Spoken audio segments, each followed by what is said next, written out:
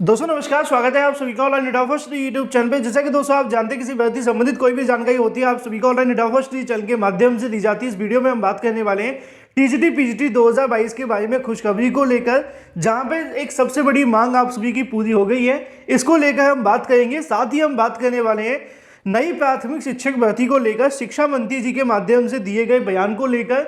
इसी के साथ हाई कोर्ट में एक मामला लगा हुआ था प्राथमिक शिक्षक भर्ती के बारे में, जहां पे 19,000 पदों पे शिक्षक भर्ती को लेकर घोटाले के लिए सुनवाइयां जारी हैं और ये मामला अब बिल्कुल पूरे तरीके से खत्म हो रहा है। इसको लेकर कोर्ट के माध्यम से क्या आदेश दिया गया है इसको लेकर भी हम बात करेंगे, क्योंकि ये मामला भी नई प्राथमिक शिक्षक भर्ती से जुड़ा हुआ है। तो डिटेल में आपको जानकारी दी जाएगी। वीडियो को लाइक कर दें, साथ ही शेयर कर दें और चैनल को सब्सक्राइब करना बिल्कुल ना भूलें, जिससे कि जानकारी आप सभी को सबसे पहले रियल ऑथेंटिक मिलती रहे। एक जानकारी आपको और दे दूं, परीक्षा सिटी यूट्यूब चैनल को भी सब्सक्राइब कर ले, वहां पे भी आपको बहुत सारी जानकारी दी जाती है और रियल भी। तो चलिए दोस्तों वीडियो शुरू करते हैं। शुरुआत करेंगे सबसे पहले अपडेट के बारे में, जो कि संबंधित है टीजीटी पीजीटी को लेकर। टीजीटी पीजीटी 2022 वाले छात्रों के लिए बड़ी खुशखबरी निकलकर सामने आ रही है। उत्तर प्रदेश माध्यमिक शिक्षा सेवा चयन बोर्ड के माध्यम से एक बड़ी मांग यहां पे छात्रों की पूरी कर दी गई है। कुछ दिनों पहले अभ्यर्थियों के माध्यम से उत्तर प्रदेश माध्यमिक शिक्षा सेवा चयन बोर्ड के उप सचिव नवल किशोर से मुलाकात करके अपनी मांगों को रखा गया था। यहाँ पे ज्ञापन भी सौंपा गया था, जिसके बारे में जानकारी मैंने आप सभी को दी थी और अभ्यर्थियों के माध्यम से कई ऐसे मुद्दे रखे गए थे, जिसके अंदर 3 से 4 बातें रखी गई थी।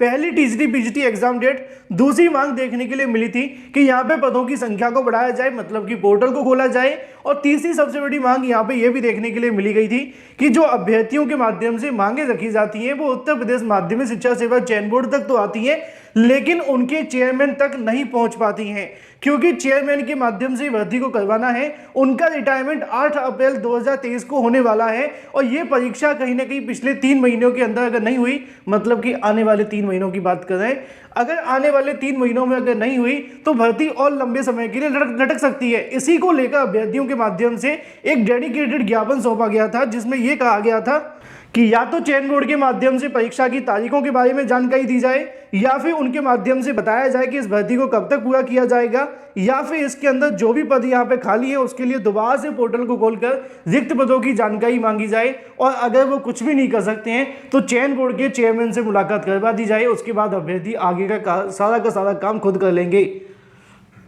और इसी को लेकर बड़ी अपडेट आप सभी के सामने निकल कर आ चुकी है, जहां पे आप सभी को देखने के लिए मिल जाएगा। आवश्यक सूचना आप सभी के सामने लिखी हुई है कि टीजीटी पीजीटी 2022 की सीटों में वृद्धि के लिए, पुनः पोर्टल खुलवाने के लिए, साथ ही परीक्षा तिथि घोषित करवाने के लिए चयन बोर्ड से 2 टूक वार्ता आपको देखने के लिए मिलेगी। और ये वार्ता आप सभी के सामने होने वाली है 8 दिसंबर 2022 को, जिसमें अभ्यर्थियों को यहाँ पे समय मिल चुका है। नीचे जानकारी देखने के लिए मिल जाएगी कि टीजीटी पीजीटी 2022 के समस्त अभ्यर्थियों को सूचित करना है कि कल दिनांक 8 दिसंबर 2022 को दोपहर 12 बजे चयन बोर्ड के अध्यक्ष से यहाँ पे मुलाकात करके जो भी मुद्दा होगा उसको रखा जाएगा, जिसके अंदर सबसे बड़ा मुद्दा सीटों की वृद्धि, पोर्टल खुलवाना, इसके अलावा परीक्षा तारीखों की घोषणा करना, इसके साथ ही अध्यक्ष से मुलाकात करके और भी तमाम मुद्दों को यहाँ पे क्लियर करने के बारे में जानकारी मांगी जाएगी।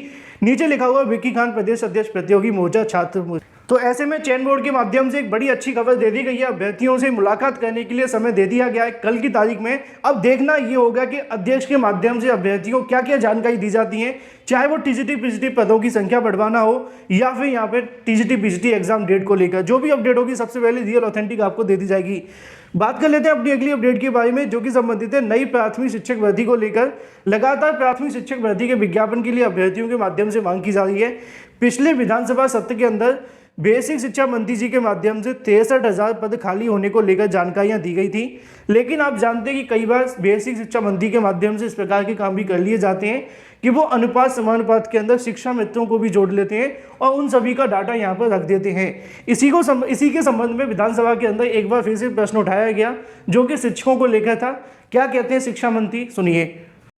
सदस्य ने जिज्ञासा जताई कि जो शिक्षकों का और छात्रों का अनुपात है वो प्राइमरी में 30 बच्चों पे 1 शिक्षक का है और अपर प्राइमरी में 35 बच्चों पे 1 शिक्षक का अनुपात है। और गुणवत्ता तब तक ठीक नहीं हो सकती है जब तक छात्र और अध्यापकों का अनुपात जो भारत सरकार के शिक्षा अधिकार अधिनियम 2009 के अनुसार जो व्यवस्था दी गई है वह पूर्ण न हो, तब तक गुणवत्ता को सुधारा नहीं जा सकता। मान्यवर अभी भी उत्तर प्रदेश में 42,230 ऐसे शिक्षा मित्र हैं जो टेट क्वालिफाइड हैं। 1 लाख से अधिक ग्रेजुएट और पोस्ट ग्रेजुएट शिक्षा मित्र हैं जो लगभग 20 वर्ष से पढ़ाने का कार्य कर रहे हैं, लेकिन अभी तक शिक्षक नहीं बन पाए।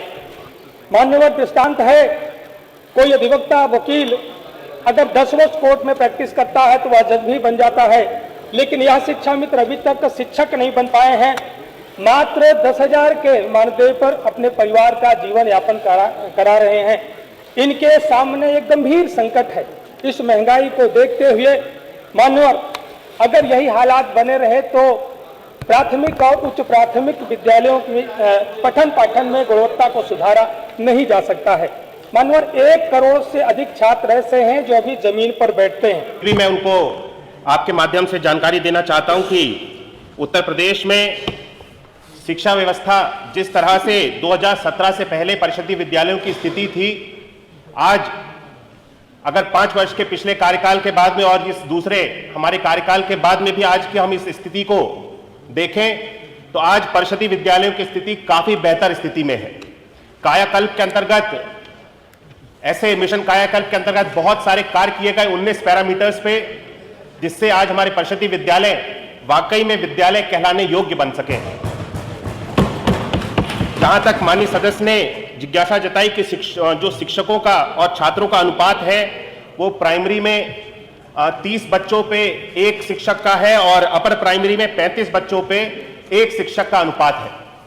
इस अनुपात को हमारे पास में अभी तक हमारे विभाग में लगभग 6,28,000 से भी अधिक हमारे पास शिक्षक हैं और ये जो शिक्षकों का और छात्रों का अनुपात है यह हमारे विभाग में बराबर है। इसको हम सब लोग इस अनुपात को बराबर बनाते हुए पठन पाठन के कार्य को पूरी अच्छी तरह से सुगमता के साथ इसको आगे बढ़ा रहे हैं। जहां तक माननीय सदस्य ने बात कही कि इसमें जो आपके शिक्षा मित्र हैं, शिक्षा मित्रों के जो उनको अनुदान दिया जाता है उसको बढ़ाने की क्या व्यवस्था है, तो शिक्षा मित्रों का अनुदान अगर मैं बताऊं तो जो 2001 में शिक्षा मित्रों की नियुक्ति की गई थी और उस वक्त इनको 1450 रुपए का मानदेय दिया जाता था। इस मानदेय को बढ़ा करके 2200 रुपए किया गया।